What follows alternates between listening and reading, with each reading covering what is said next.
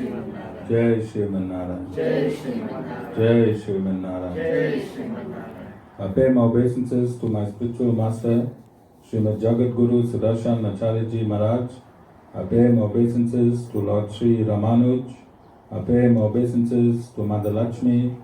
And I pay my obeisances to Lord Sriman Narayan. I welcome all of you to the Sri Narayan Dham, physically here in Durban, South Africa.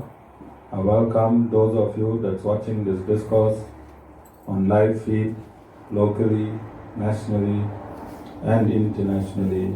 And I welcome those in advance that's going to be watching this discourse on YouTube and the various groups that is posted in subsequently. We continue our series. Vishishtadvaita is absolute Vedanta, and the world is Lord Narayan's classroom.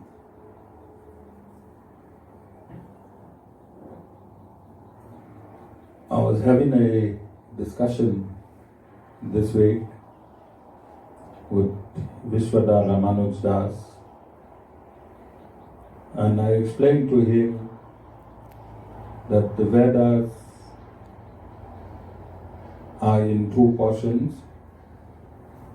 The first portion is the ritualistic portion, and the second portion is the spiritualistic portion. And I informed him that as primary school, high school, and the university exist simultaneously, these two parts of the Vedas also exist simultaneously. Once you become spiritual enlightened, or you're on your path to spiritual enlightenment, does not mean that the ritualistic portion of the Vedas becomes sublated. The ritualistic portion of the Vedas is eternal. It was created to entice man into practicing worship. And the enticement was for man to practice worship so that he could get some material benefication. And that was the enticement. After man has practiced worship for many lifetimes, he brings this practice into worshipping the several deities and transmuting that worship into worshipping the Supreme Deity, that is Lord Sriman Narayan himself. So once you start your spiritual path, it does not mean that the ritual path becomes non-existence for others. When you enter high school, does not mean that the primary school must close down. All of you understand what I'm trying to explain, because this is a misunderstanding in Sanatan Dharma. Those that qualify and pass into spirituality from rituality, then there is a perception that rituality is now sublated or deemed improper for those that are performing it. I want you to understand this aspect very, very clearly. So this is what happens in families. One family may enter the spiritual path and the rest of the families is still stuck in the ritual path, and then there now seems a division in those that have entered spirituality from both sides of the family. Those in the ritual portion creates their own divisions, and those in the spiritual portion creates their divisions, and the family become divided into understanding spirituality. This is not so. It's a gradation. It is like school. You evolve from one aspect of the Vedas into another aspect of the Vedas. The Vedas are absolute. Both aspects are absolute. The ritualistic portion of the Vedas are absolute, and the spiritualistic portions of the Vedas are absolute. They appear in the same Vedas. They appear in the same Sanatan Dharma or Sanatan Dharmas. All of you understand. Those that proceed to the next level should become humbler than those that are still stuck in the preceding level. Because to become spiritual, the very first step in becoming spiritual is to lose your pride. Pride and spirituality does not go hand in hand. The very first step in spirituality is to become humble, and lose your pride. Lord Sri Ramanuj, in all his writings, he underlines the word humble. Humbleness leads you to God. Humbleness leads you to God. You must be humble in every aspect of your life, not only religious or spiritual. You have to be humble. Humility must be an attribute of your character. What does attribute mean? It must be an inseparable quality of your character. Humility must be an inseparable quality of your character, and when a quality becomes inseparable, it's called attribute. Humility must be your attribute. So when you see those of your family members that are still stuck, and I'm using the word stuck,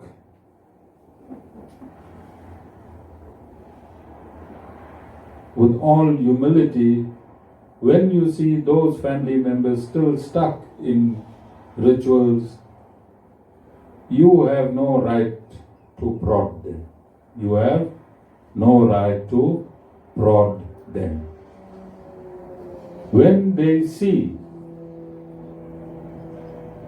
a light in you, and when they want that light that is now resplendent in you, then you bring them along to your spiritual foundation or your spiritual level or your spiritual connection. Up until the time they do not see this light, humbly forgive them if they have created a barrier between you and them. Because you know and they don't know. When your child is born, you know 1 + 1 is equal to 2. Your child does not know 1 + 1 is equal to 2.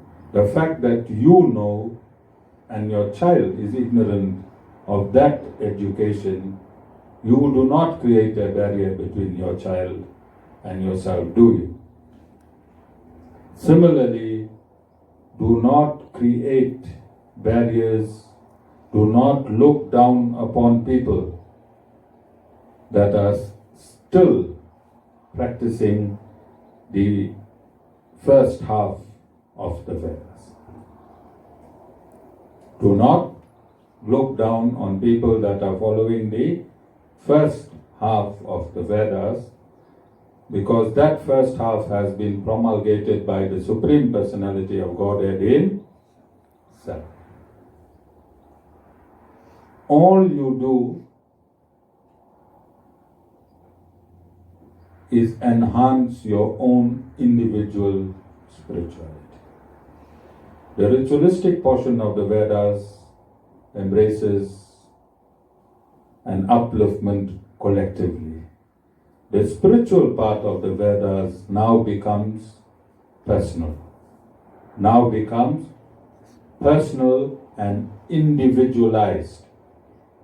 It now seeks to uplift that person in proportion to that person's surrender to the absolute truth.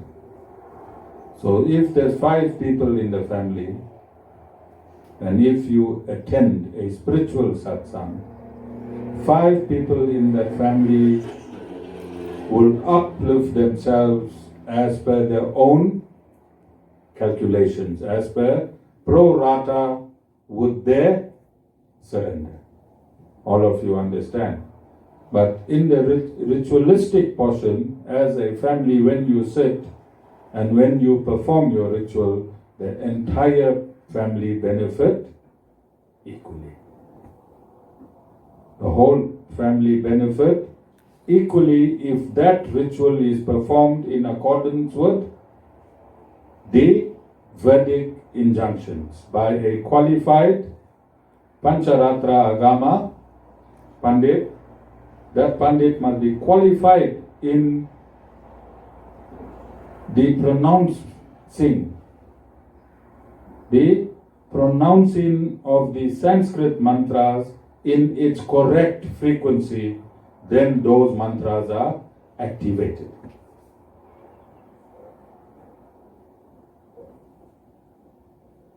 So Lord Sri Ramanuj, in his exposition of reverting to Vedanta, explains that there come a point in man's life when he realizes that the continuous performance of rituals is temporary. The continuous performance of rituals is temporary, and when he has a hunger and thirst for that which is permanent, then we teach those aspirants who is now fed up of the material world,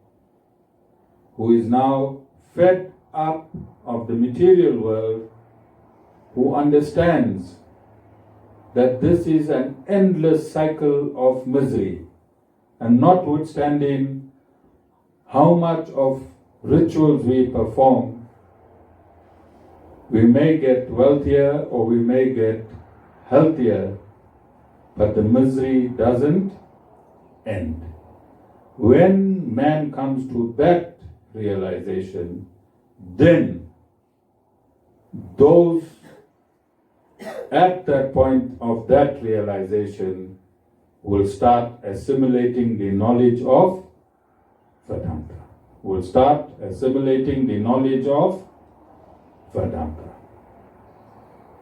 Are we all clear up until this point?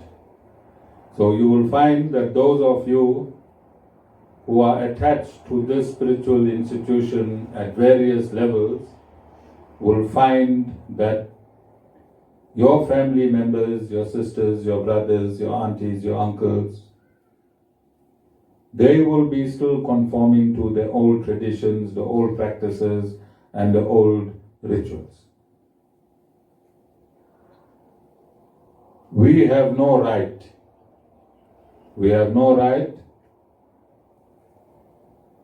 to criticize them, and we have no right to forcefully impel them towards this path. We have no right to forcefully impel them towards this path. And I have practiced this personally. Those that have been with me for a while now, you can see my children are not seated in prince chairs. I'm seated in the king chair. My children are not seated as two princes alone.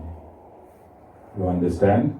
Because we cannot bring them forcefully, we cannot impel any other human being, including your own. And the Guru must practice this before he teaches you. You understand? So you'll find my children wherever they are in their mental faculty at any given point in time. Like now you can see Shavani singing bhajans. And there were points in time when he was not in the ashram at all and not attending any satsang, let alone singing bhajans. You understand? Because every spirituality is an individual route to God. It is an individual route to God, where the individual has now become tired, sick and tired of the material universe, sick and tired of life's challenges, sick and tired of endeavoring in this society, in this country, in this universe. When you have reached that stage, then you understand there's a power that is higher than you.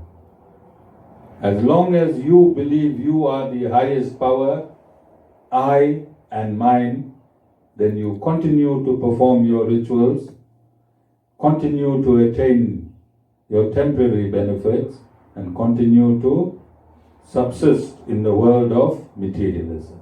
However, when you understand that I am nothing, there is a power higher than me that is the controlling power, and I am just floating like a leaf in this universe as per my previous karmas. When you come to that realization, then your spiritual life begins.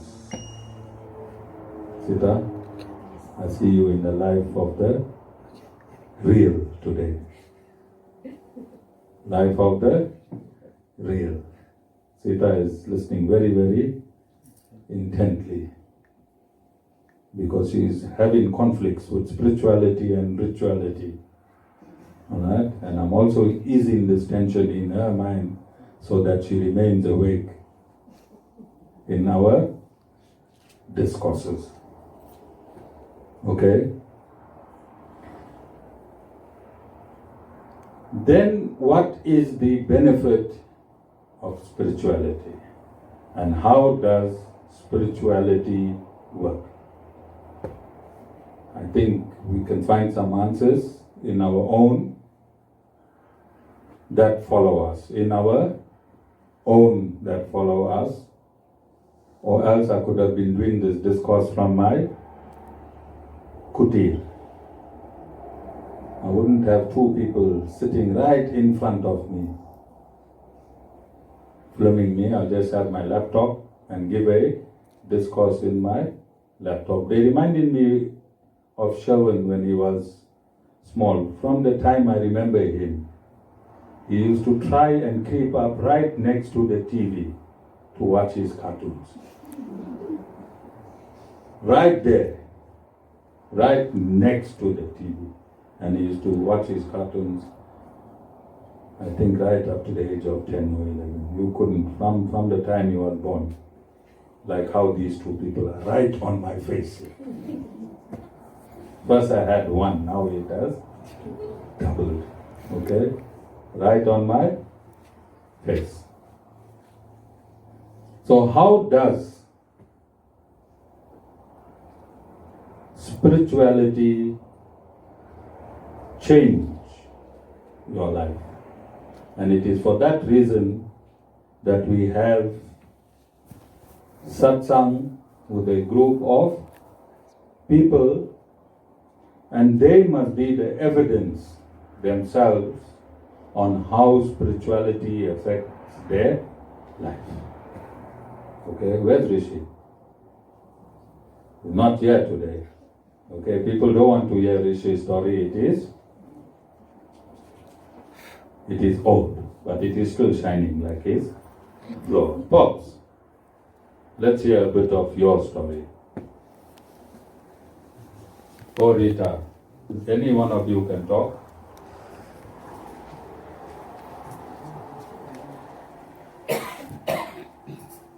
Narayan Guruji. Narayan Rita.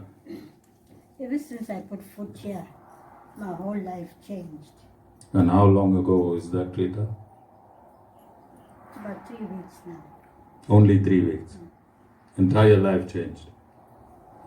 You want to tell the world a few aspects of the change. You can keep some secrets, but also enlighten them so they will believe that what we do here is absolute and true. I lost my mom 12 years ago. And I waited for 12 years for the house to come into my name. And ever since I came in, the second day, what I called it, everything is through. I never used to sleep at night. But now when I put my head on the pillow, I'm out like a baby. But I'm up at 4. He never used to sleep. He said, this is paining and that is paining. He said he hardly complain of anything. So you must know, I've got faith. And your grandson? One is gone to Johannesburg at the moment, and the other one is busy with some work. But they said, don't worry, Nani, we will come. Okay. Has anything changed in your grandson's life? Yeah, I don't know. He's got 2 things in his mind. He said one came through. He's just waiting for the second one to come through. Okay. Pops, you always let Bhabhi talk. You're from Dana's gang. With neighbors. Oh, your neighbors. Okay, all right. Thank you. Thank you, Bhabhi.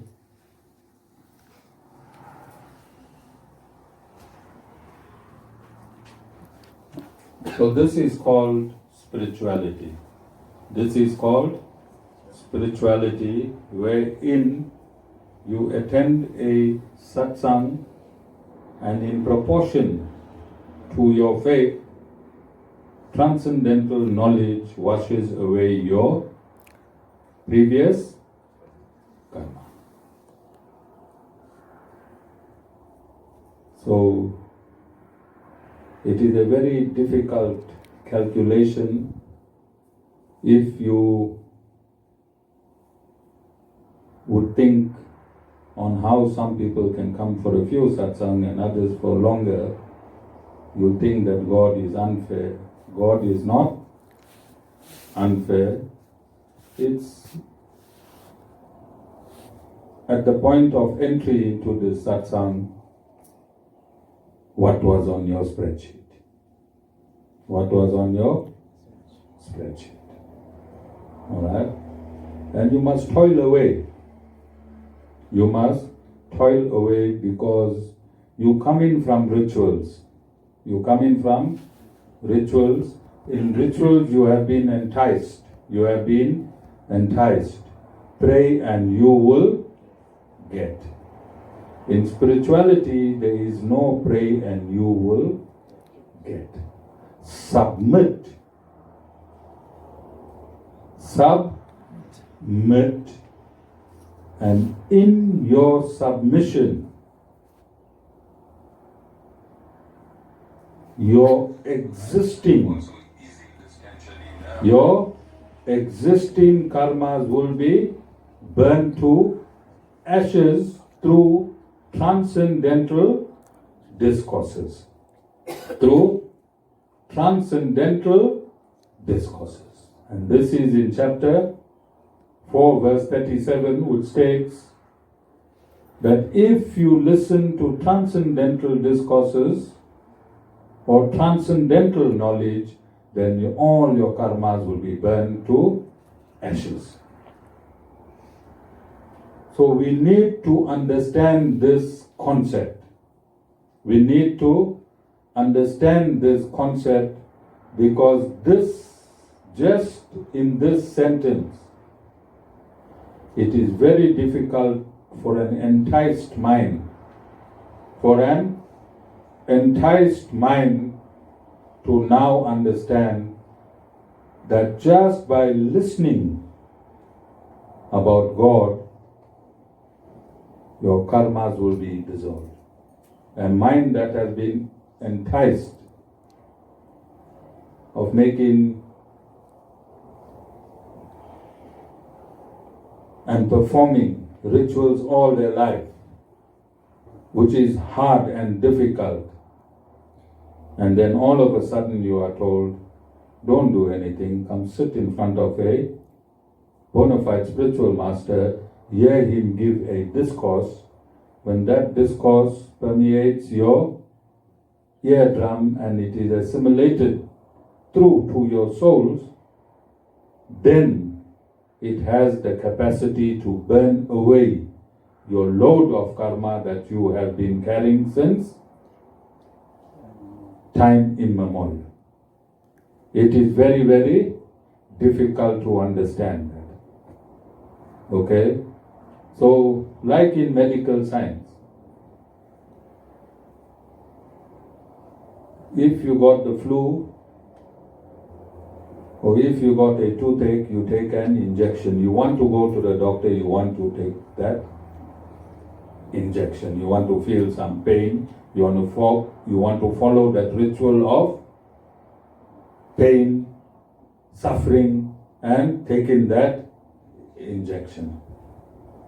When you take the flu, when you have the flu. But in medical reality, doctors will tell you that the flu has no cure. There is no cure for flu. But you still say, I am very sick, let me go to the doctor, pay my 200 or 300 and take an injection. After you took your injection, then better. And you hear people saying, I was so sick, I went to the doctor, I had an injection, now my flu has left me. Transcendental. That is only in the mind. The reality is the injection blocked the pain for 1 hour or 3 hours or 5 hours. It did not cure your flu. At that point in time that you think you have the flu, that point in time your body has already been cured of the flu. Your body fights the flu whilst you are feeling normal. That toxins after the war with the flu is what makes you feel miserable. At that point in time, you are merely exuding the toxins of the battle with the flu already won. You understand? But you want to take that injection because that is your mindset. When you are ill, you must go to the doctor. After the injection and the prescribed medication, you're going to be right. Then you psych your mind up. Because the cure is already exhibited through the brain. You understand? So those that come for rituals from rituality, it is difficult to grasp. It's like the doctor telling you, just hear my voice and go home, you'll be better. Okay? And it is hard to take, Natasha. So you go to another doctor and duck and take an injection because you used to take in injections. Then you confuse the two doctors. And in the end, who gets confused? You. You understand? Sita, are you understanding? You clear? So I want to explain today what transcendental knowledge really is. What transcendental knowledge really is. So we defined knowledge. We said knowledge is the very essence of the Supreme Personality of Godhead.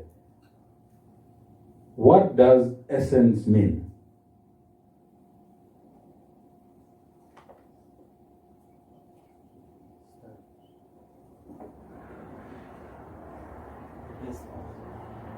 The essence of a cake, not the vanilla essence, the essence of its cake, and I'm talking about Shanti. Shanti's mind went to the eggs. I'm talking about eggless cakes. Alright, we are vegetarians. The essence of an eggless cake will be the flour, the sugar, the butter. All this is the essence of the cake that makes up the cake itself, isn't? One of the essence is sugar, another essence will be flour, another essence, Nilendri. When last we baked a cake, Nilendri? Sorry? Vasan? Buy some baking utensils for Nilendri. That's why she's bored and she's fighting with Tibeshni, and Tibeshni can't concentrate on school because Nilendri don't have a hobby. Alright? Make sure she gets all the baking utensils. From next week Sunday, I like a freshly baked cake with all the essence of an egg-free cake.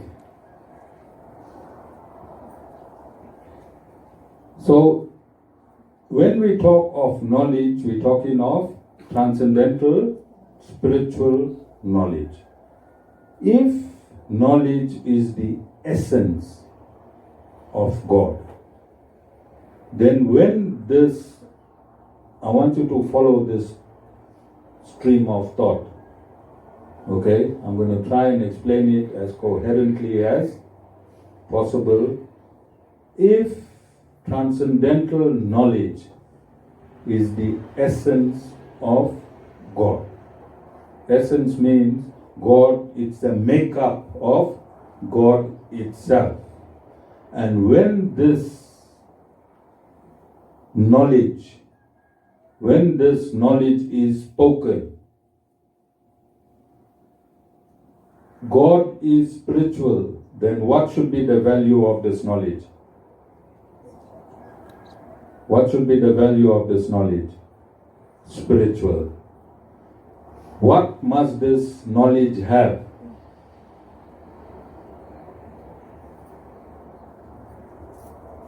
The essence of cake. One of the essence of the cake is sugar. When you taste this cake, what potency must the cake have? The potency of the cake should be sweetness by virtue of sugar being its essence. What should the potency of God's knowledge have?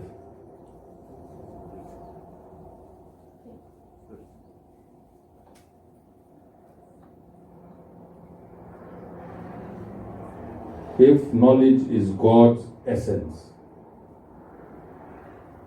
then spiritual knowledge should have God present in that knowledge, shouldn't it? Because the essence of God is knowledge, and if you are speaking transcendental knowledge, then that sentences, that amount of words that formulate a sentences, and when those sentences describe anything that is relative to God, then what potency should the speech have?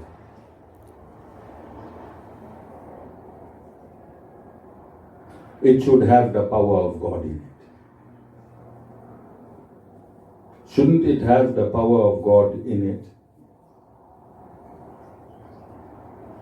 Like the cake has the power of sweetness in it because you can taste it. Spiritual knowledge should have God residing in the very essence of the sound that culminates in words. Shouldn't it? When this essence enters you, what impact should this essence of God have on you?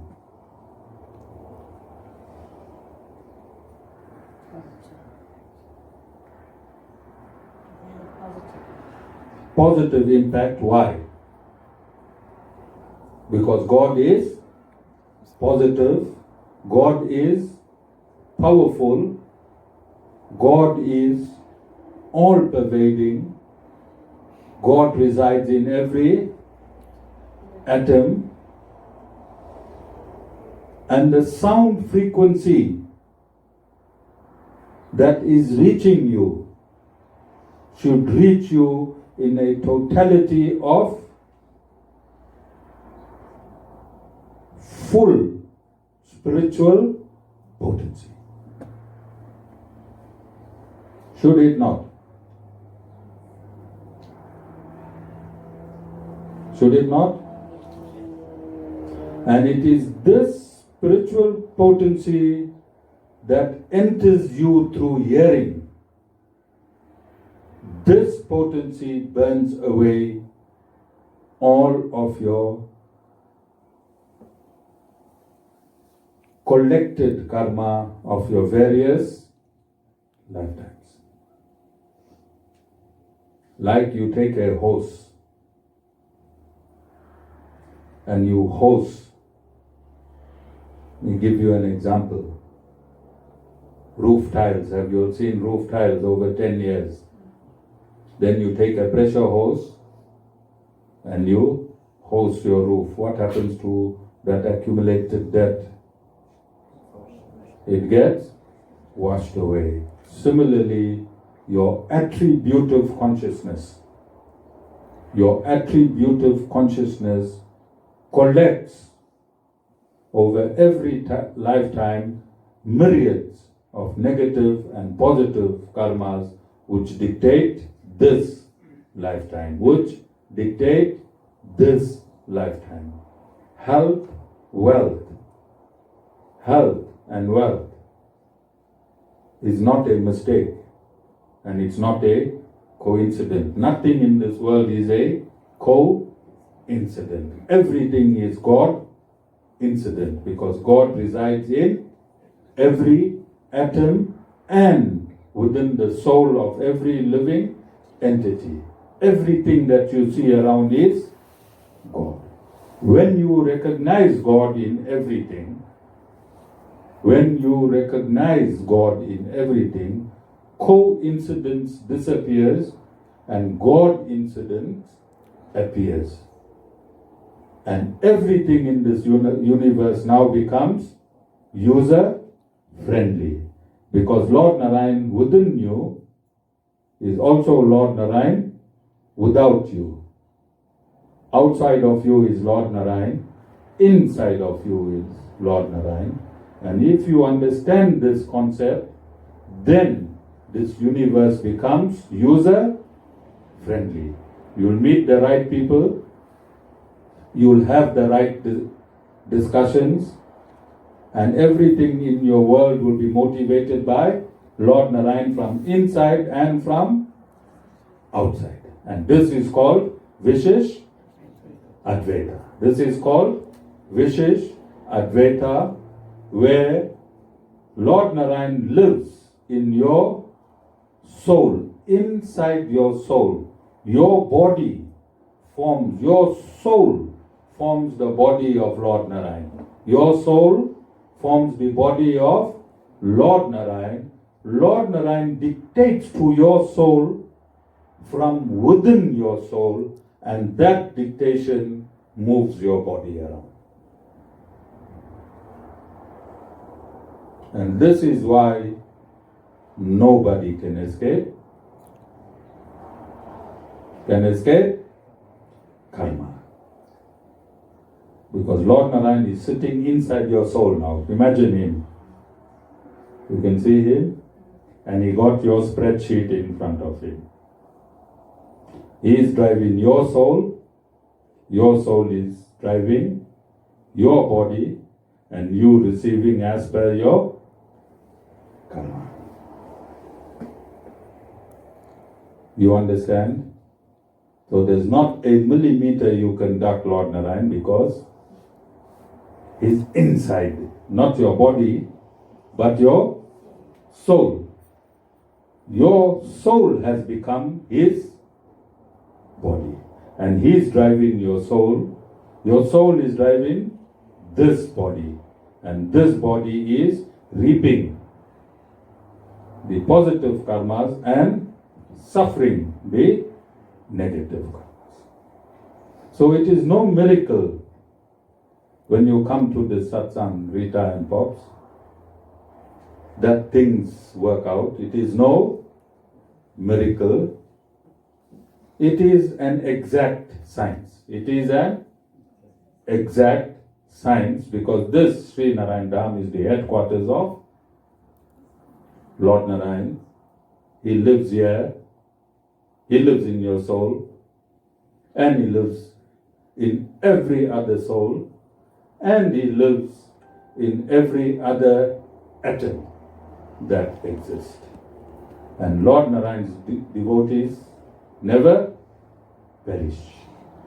Lord Narayan's devotees never perish. Because that horse and trailer that's coming towards you, when his brake fails, every part of that horse and trailer in every atom is who? In your soul is who? In that driver's soul is who? How can you perish if everything is Lord Narayan? And this is Vishishtadvaita. You understand why those that follow Lord Narayan is ever victorious? Not in terms of materialism, but in terms of total life, comprehensive life cover. Comprehensive life cover. And if you take your premiums in the Sri Narayan Dham comprehensive policy, you will never need a bank loan, you will never need a medical aid, you will never need anything.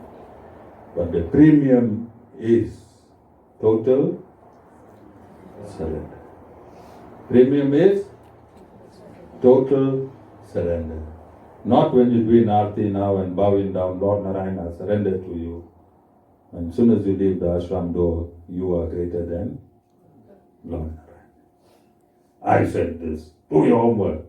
I said this. I. Alright? As soon as the I is killed, Shalan, Lord Narayan starts appearing. Everyone wants to see God, isn't?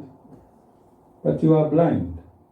Because if God exists in every atom, if He exists in every particle, if He pervades everything and you come to that understanding, you've seen God 24 hours a day.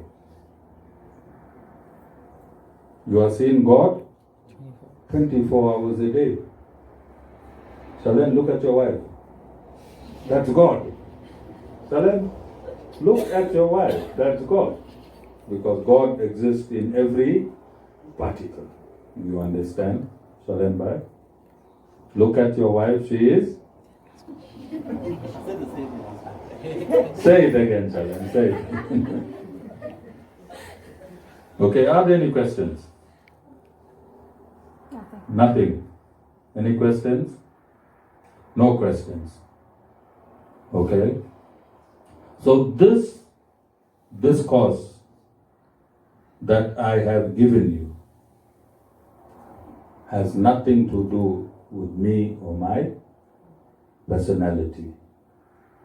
This discourse belongs to Lord Sriman Narayan.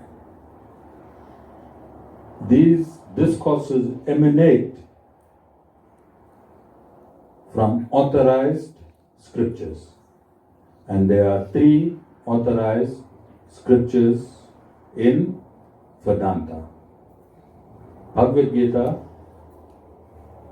Vedanta Sutra, and the 4 Vedas. The 4 Vedas. The Brahma Sutra is the last word. Is the last word when it comes to Vedanta. The Upanishads is the last word when it comes to the Vedas.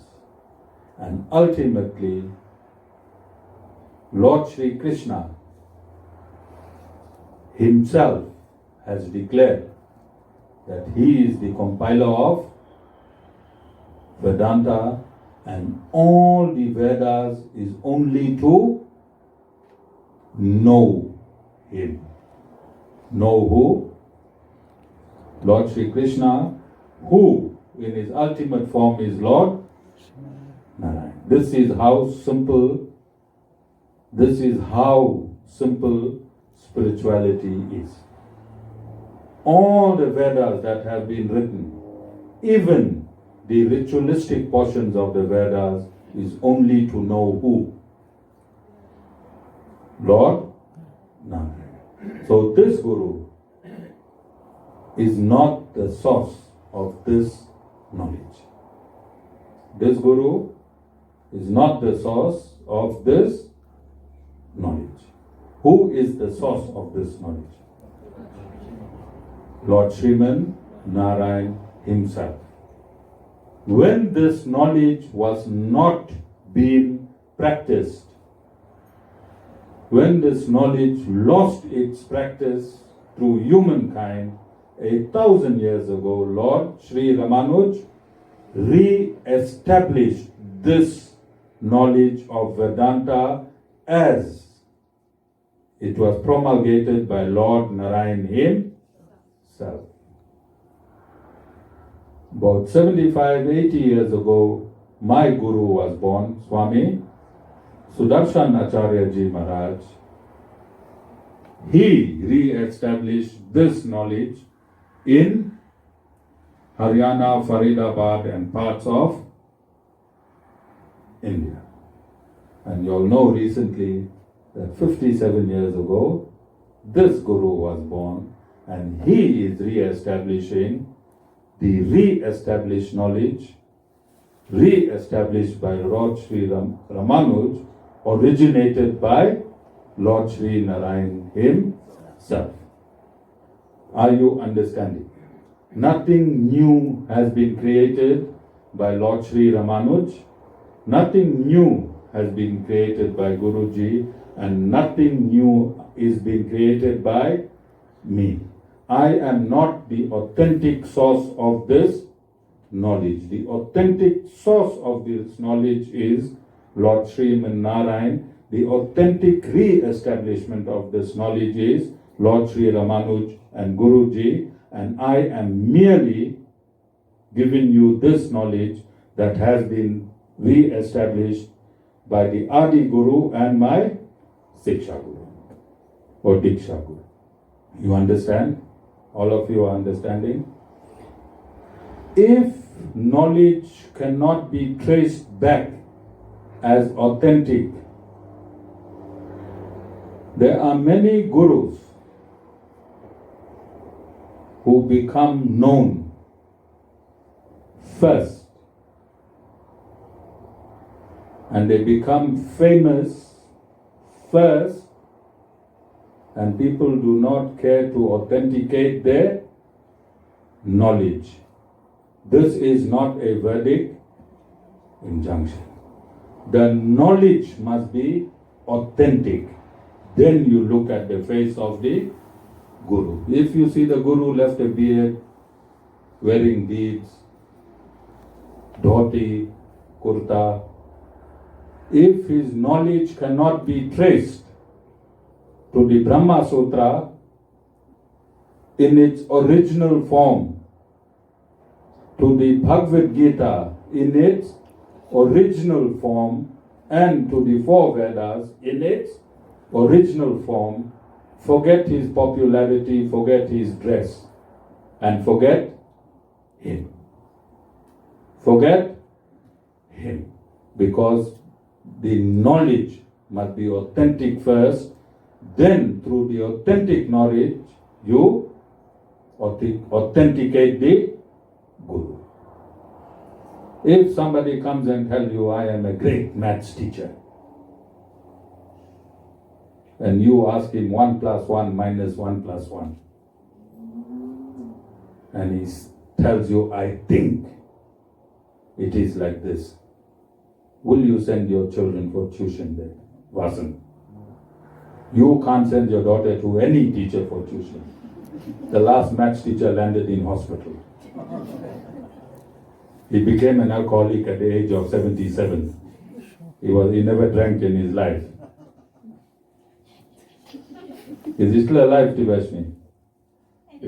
She doesn't know. You understand? Are you understanding?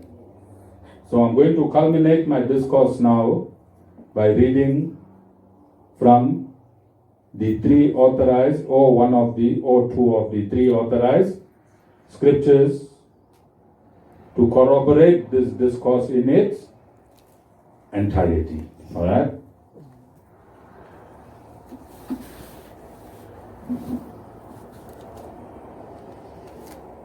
So I'm waiting for Sugeshan to give me a copy of the Vedanta Sara so I can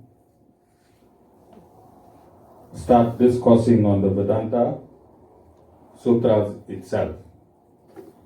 But in the interim,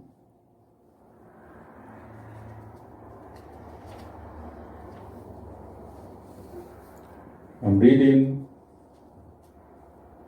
from the Sri Bhashya of Lord Sri Ramanuj, and I'm reading the exact quotation or the exact aphorism by Veda Vyas himself, and he states there in 1.14, but that scriptures alone are authority with respect to Brahman is established because it is the main purport of all texts as constituting the highest aim of man. Okay, so I'm reading from, now this Brahma Sutra, it has been agreed by all saints and sages of Vedanta that it is the highest authority, it cannot be negated in any verse. All 544 verses are relevant, so I'm reading. Sorry, I'm not crying, but I hurt my eye 2 days ago.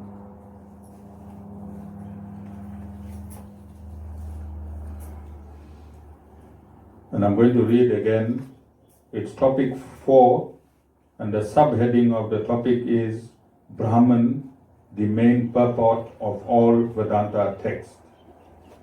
And verse 4 states, but that the scriptures alone are authority with respect to Brahman is established, because it is the main purport of all texts as constituting the highest aim of man. So this is a verdict, injunction, and God is called in this aphorism. Who is God called? Brahman, not Brahmin, M-I-N, B-R-A-H-M-A-N, Brahman. Then it is stated that if you want to know who God is, you will find him where? In the Scriptures. which scriptures? Vedas. Which part of the Vedas? The Upanishads. If you want to know who God is, you will find him in the Upanishads. So, an Upanishad has been created specifically to identify who that Brahman who is spoken of as Brahman. An Upanishad has been created from the 108 authentic Upanishads to identify who Brahman is. And verses 1-3, this universe is truly the divine person only. Therefore it subsists on him, the self-effulgent divine being, who has many heads and many eyes, who is the producer of joy for the universe, who exists in the form of the universe, who is the master and cause of humanity, whose forms are the various gods, who is imperishable, who is the all-surpassing ruler and savior, who is superior to the world, who is endless and omniform, who is the goal of humanity, who is the goal of humanity, who is the destroyer of sin and ignorance, who is the protector of the universe and the ruler of individual souls, who is permanent, supremely auspicious and unchanging, who has embodied himself in man as his support, being the indwelling soul, spirit, who is supremely worthy of being known by the creatures, who is embodied in the universe, and who is the supreme goal. So, and my discourse ran as follows. Lord Narayan is embodied in every individual soul. And my discourse also ran along the lines that Lord Narayan exists in every atom within the universe, and both the individual souls and the universe makes up the body of Lord Narayan. And there's this verse of the Mahanarayani Narayana Upanishad. Verses 1-3, establishing all that I have stated in this preceding discourse, in this 1, 2, and 3 verses. They are written together, verses 1, 2, and 3. And now, as I stated, that Brahman and that universal person must now be given a name. That name must come from the Upanishads, not from the Guru, because he likes the form of Lord Narayan or the name of Lord Narayan. Not from the Guru because he likes this. It must come from the Upanishads. And verse 4 states, Narayana is the supreme reality designated as Brahman.